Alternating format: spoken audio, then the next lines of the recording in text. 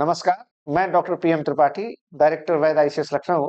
The world this week के इस programme में अपने एमिनेंट फैकल्टी मेंबर्स के साथ मौजूद हूं, जिसमें हमारे साथ आज पैनल डिस्कशन में हैं दीपक सर और अभिषेक सर।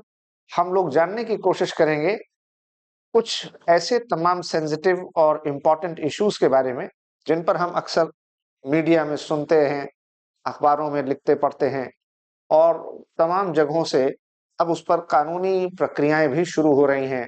यूनिफॉर्म सिविल कोड को लेकर के जो बहस है या जो हमारे लीगल लॉज हैं, क्रिमिनल लॉज हैं, उसमें भी उसको लेकर के प्रोविजंस किए जा रहे हैं। ऐसा ही एक बड़ा महत्वपूर्ण मुद्दा है लिव इन रिलेशनशिप का या साहचर्य जीवन या सहजीवन। तो उसके लीगल एस्पेक्ट्स और लीगल एंगल्स के तो बारे में आप बहुत कुछ जानते हैं, सुनते हैं, पढ़ते रहते हैं। उसके सोशल एस्पेक्ट्स क्या हैं, इसके बारे में हम बात करेंगे अपने सोशियोलॉजी के एक्सपर्ट और हमारे सोशल इश्यूज के बड़े एमिनेंट फैकल्टी मेंबर दीपक सर से। दीपक, पहले तो ये एक्सप्लेन करें कि हमारे समाज में जब परिवार की संस्था कमजोर पड़ रही हो या विवाह की संस्था कमजोर पड़ रही हो, तो ऐसे में नए तरह के रिश्ते उभरते हैं। पिछले कुछ दशकों से और इधर पिछले कुछ सालों से खास तौर से हम देख रहे हैं कि लिव इन रिलेशनशिप नाम का एक सोशल रिलेशन भी वजूद में आ चुका है। हालांकि भारत जैसे देश में शायद इसको खुलेआम बहुत ज्यादा अभी स्वीकार्यता हासिल नहीं है, लेकिन बड़े शहरों में, महानगरों में, कॉस्मोपॉलिटन सिटीज में ये चीजें अब आम होती जा रही हैं। तो थोड़ा सा लिव इन रिलेशनशिप के बारे में बताएं, किसे कहते हैं, और एक सोशियोलॉजी का स्टूडेंट और स्कॉलर होने के नाते आप क्या समझते हैं कि इसका क्या असर भारतीय समाज पर पड़ रहा है और इसके सामाजिक मायने क्या हैं, इसके सोशल डायमेंशंस क्या जी सर, ये बहुत एक ज्वलंत टॉपिक है आजकल लिव इन रिलेशनशिप को लेकर के। एक्चुअल में समाज शास्त्र और समाज की एक विचारधारा होती है कि कई बार कोई नया आइडिया, कोई नया सिस्टम जब किसी सोसाइटी में डेवलप होता है तो स्प्रेड करता है और उससे जो है हम कैरी फॉरवर्ड करते हैं और दुनिया के अलग अलग समाजों में जाता है। अब चूंकि सोशल स्ट्रक्चर हर समाज का अलग अलग तरीके का है, तो उसकी एक्सेप्टेंस कितनी है, किस लेवल पर है, ये महत्वपूर्ण हो जाता है। और इंडियन सोसाइटी के कंटेक्स्ट में लिव इन रिलेशनशिप को लेकर के यही एक कंट्रोवर्सी, एक द्वंद बना हुआ है लोगों के मन में। ऐसा नहीं है, इसको लेकर के गार्जियन भी बहुत परेशान है और युवा भी जो है वो दिशा भ्रमित है। वो ये समझ नहीं पा रहा है कि वो अपनी स्वच्छंदता को वैल्यू करे या एक सिक्योर लाइफ जो फ्यूचर है उसका, उसके बारे में वो सोचे। थोड़ा सा इस पर विस्तार से जानना चाहूंगा। जैसे आपने कहा, पहला प्रश्न आपका था कि लिव इन रिलेशनशिप है क्या, तो वही सामान्य सी बात है कि कोई भी एडल्ट 18 वर्ष से ऊपर का है, अपोजिट जेंडर के लोग हैं, वो एक साथ रह सकते हैं। ठीक है, यहाँ पर आप इंटीमेट हो सकते हैं, फिजिकल रिलेशंस बना सकते हैं और ये आपकी मर्जी पर है कि आप रहना चाहते हैं तो साथ रहिए, हाँ, ये तो आपके आप जीवन छोड़ का दीजिए। मौलिक अधिकार है, कानूनी अधिकार है, मौलिक अधिकार है। जो है वेस्टर्न सोसाइटीज में ये सब चीजें आई, उनके अपने अलग फैक्टर थे, लेकिन मैं वहां पर न जाकर के इंडियन सोसाइटी को थोड़ा सा फोकस करूंगा। जो आपका अगला प्रश्न था कि इंडियन सोसाइटी पर इसका क्या इम्पैक्ट देखने को मिल रहा है, क्या चेंजेस। देखिए, ग्लोबलाइजेशन के बाद सर एक प्रॉब्लम हुई। प्रॉब्लम ये हुई कि जैसे जैसे ग्लोबलाइजेशन आया, सर्विस सेक्टर प्रमोट हुआ, फैमिली का स्ट्रक्चर जो था हमारा परिवार का, वो टूटा और हम न्यूक्लियर फैमिली की ओर बढ़ना शुरू कर गए। अब लोग अर्बन सेंटर्स की ओर भागने लगे, माँ बाप काम कर रहे हैं। बच्चों पर जो गार्जियनशिप हुआ करती थी फैमिली की, बड़े बुजुर्ग हैं, दादी बाबा हैं, परिवार के चाचा चाची हैं, वो एक तरीके का जो डर या दबाव आप कह सकते हैं उसमें बच्चों में सोशल कंट्रोल का, हाँ, सोशल कंट्रोल, जिसको हम लोग सरल भाषा में डर या दबाव कहते थे, हाँ, फैमिली कंट्रोल होता था। खत्म हुआ। माँ बाप दोनों अपनी लिवलीहुड या जीवन यापन के चक्कर में, बच्चों को अच्छी शिक्षा देने के चक्कर में खप रहे हैं, सुबह से शाम तक वो जॉब कर रहे हैं। अब नहीं मालूम है कि बच्चा कहाँ खड़ा हुआ है, किस जगह घूम रहा है, किस गुमटी पर खड़ा हुआ वो जो है धूम्रपान कर रहा है, ये पता नहीं है। ये बालिका कहाँ गई है, जो है कॉलेज में है या कहाँ पर है, ये पता नहीं है लोगों को। लेकिन अब सर्वाइवल इतना टफ हो गया कि अर्निंग सबको करनी पड़ रही है, तो फैमिली का स्ट्रक्चर इस तरीके से कमजोर हुआ। और इस फैमिली स्ट्रक्चर के कमजोर होने का परिणाम है कि धीरे धीरे आप लिव इन को बढ़ता हुआ देख रहे हैं। जनरली है क्या सर, लिव इन रिलेशनशिप को लेकर के अगर परिपक्वता हो दोनों के बीच में, जो समझ हो, तो चल सकती हैं चीजें, लेकिन सोशल इविल्स इसमें ज्यादा दिखाई दे रहे हैं।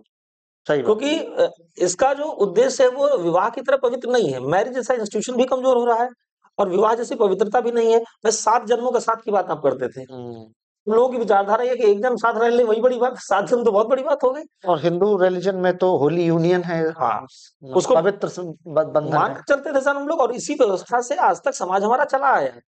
और आज के युवाओं को एक मैसेज भी मैं देना चाहूंगा कि अगर वो चाहे तो अपनी फैमिली में देखें कि माता पिता जी के उनके बीच रिलेशन देखें, अगर आप तो फैमिली को भी लेकर के चले, समाज को भी लेकर के चले, बच्चों का भरण पोषण भी अच्छे से उन्होंने किया और समाज में अपनी प्रतिष्ठा भी बनाई।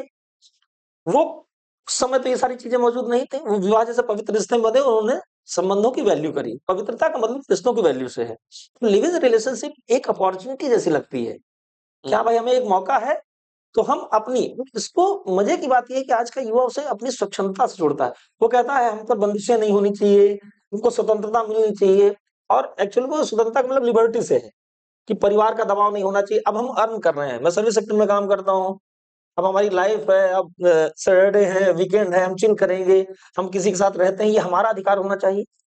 बहुत अच्छी बात है कि आपका अधिकार होना चाहिए और संविधान ने इसके अधिकार आपको दिए हैं, कानून ने भी समय समय पर अधिकार दिए, लेकिन इसके डिमेरिट्स अगर आप देखें उठा करके तो बहुत सारी आपको सोसाइटी में दिखाई देंगी। जो आपका तीसरा क्वेश्चन था सर, जैसे क्राइम, अपराध, महिलाओं के खिलाफ जितने कानून भारत में बनाए गए उनकी सुरक्षा के लिए, घरेलू हिंसा जैसा कानून हो या कार्यस्थल पर यौन शोषण के संबंध में कानून हो, आप देखिए वो बेईमानी होते साबित हो रहे हैं इस रिलेशनशिप की वजह से। बिल्कुल ठीक कह रहे हैं।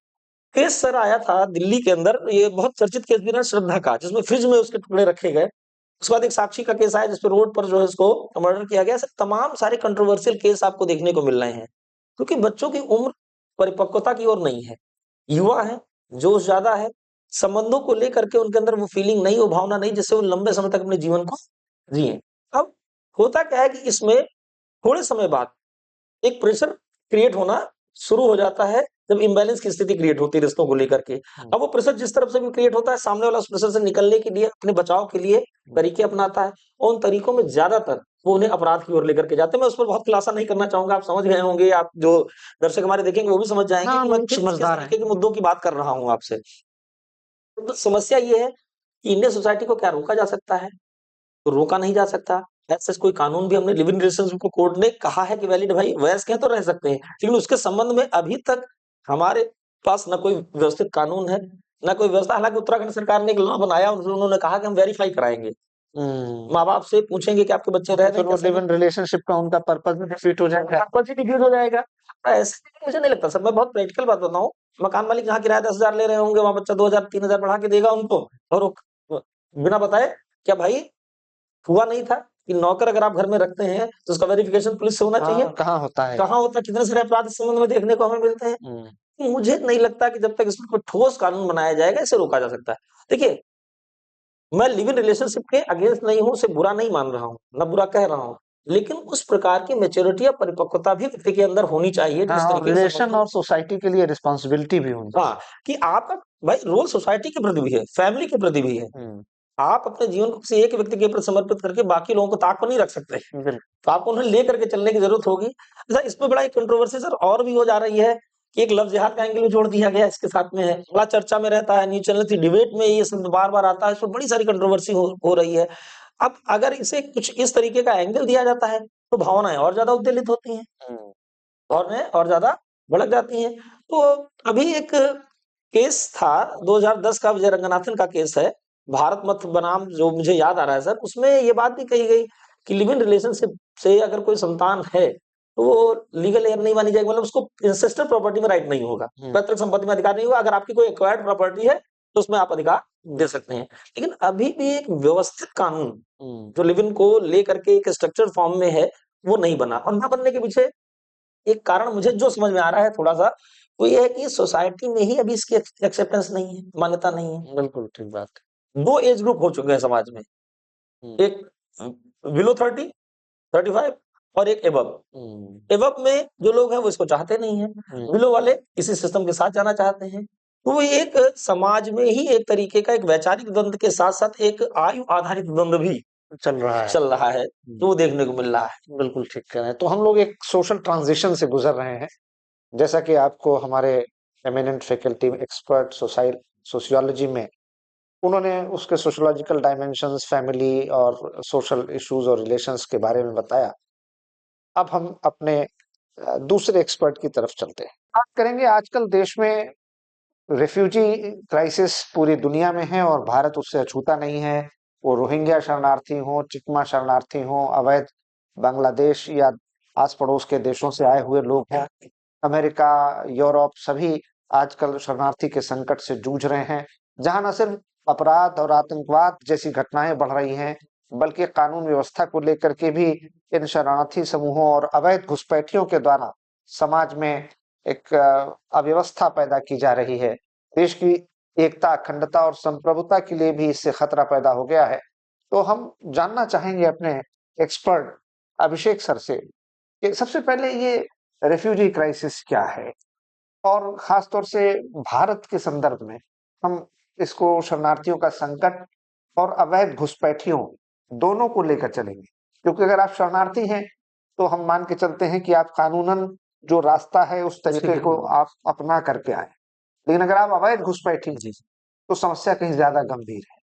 तो जरा इसके बारे में बताएं। अगर सर आप लीगली आए हैं, जैसे आपने वर्ड यूज किया ना शरणार्थी, तो अगर मान लीजिए फॉर एग्जांपल किसी गवर्नमेंट ने किसी देश के कुछ सिटीजन्स को पैट्रोनेज दिया, संरक्षण दिया, पॉलिटिकल असाइलम दिया, जैसे अभी सीरिया के जो है मिला, असद को मिला, और बांग्लादेश की जो रही शेख हसीना, भारत सरकार ने दिया, ये चलता है। जैसे फॉर एग्जांपल हमारे यहाँ भी गवर्नमेंट ने कानून बनाया था, और मुझे याद आता है जब 1959-60 में चाइना ने तिब्बत पर अटैक किया था, तो दलाई लामा, पवित्र गुरु दलाई लामा अपने हजारों बौद्ध अनुयायियों के साथ भारत आ गए थे, आज भी रह रहे हैं।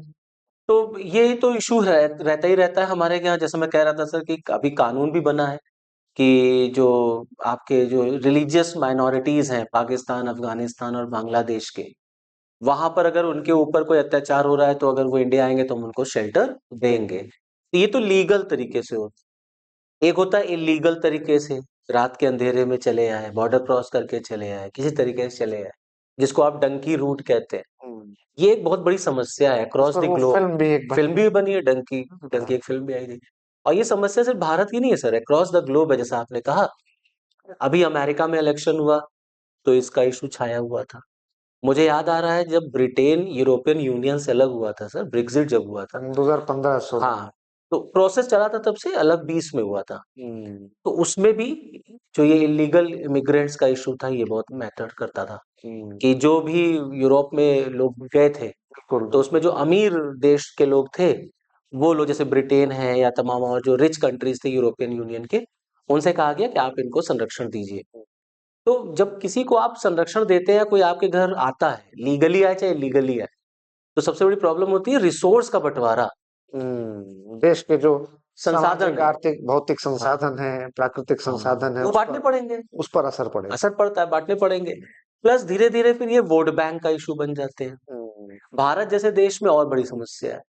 तो जैसे फॉर एग्जांपल अभी आजकल जो रोहिंग्या मुस्लिम्स का इशू चलता है या चकमा ट्राइब्स का इशू है, तो रोहिंग्यास जो है ये एक्चुअली में म्यांमार में सर एक रखाइन प्रोविंस है, ये वहां को बिलोंग करते हैं।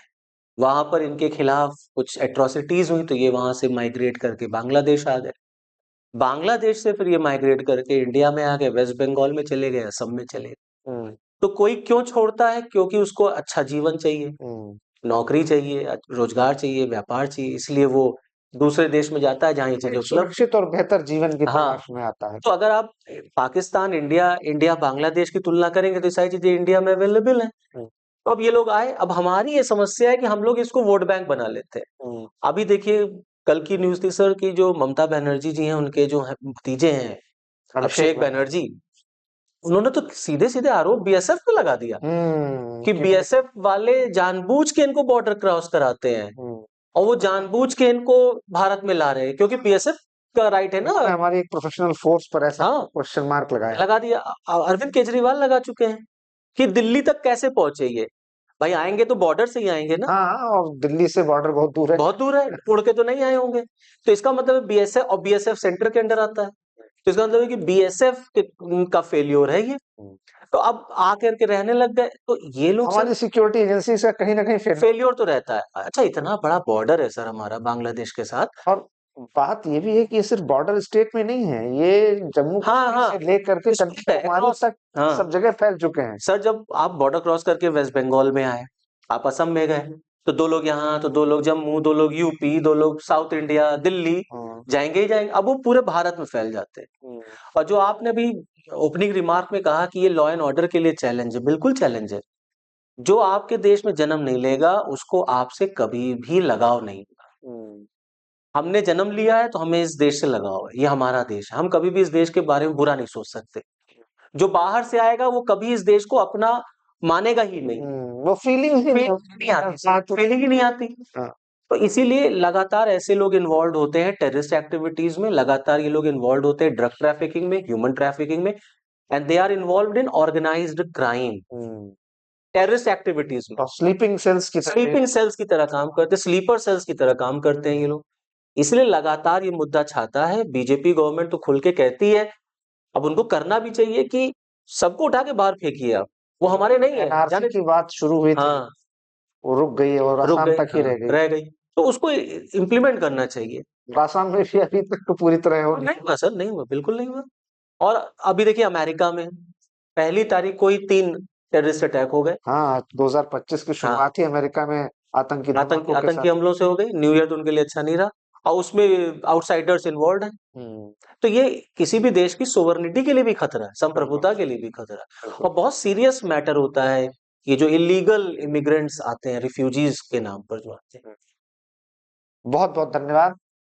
आपने हमारे दोनों एक्सपर्ट्स को सुना और दोनों टॉपिक्स जो हम लोगों ने यहाँ पर डिस्कस किए, उसको हम लोगों ने टाइम बाउंड एक लिमिटेड तरीके से जानने की कोशिश की, समय सीमा में रहते हुए, कि वो मुद्दे क्या हैं। मुझे उम्मीद है आपको ये प्रोग्राम पसंद आया होगा। अगर आपके कुछ सुझाव हैं, कुछ इसमें आप सुधार और बदलाव चाहते हैं, तो हम उसका बहुत बहुत स्वागत करते हैं। आप कमेंट बॉक्स में अपनी राय जरूर बताएं। हम आपके जो भी सजेशंस हैं उनको जरूर लागू करेंगे, और आपसे दरखास्त है, रिक्वेस्ट है, विनय है, आग्रह है, इस प्रोग्राम को लाइक जरूर कीजिए, सब्सक्राइब जरूर कीजिए, शेयर जरूर कीजिए। द वर्ल्ड दिस वीक के अगले एपिसोड में मिलेंगे, तब तक के लिए इजाजत। शुक्रिया, धन्यवाद, थैंक यू।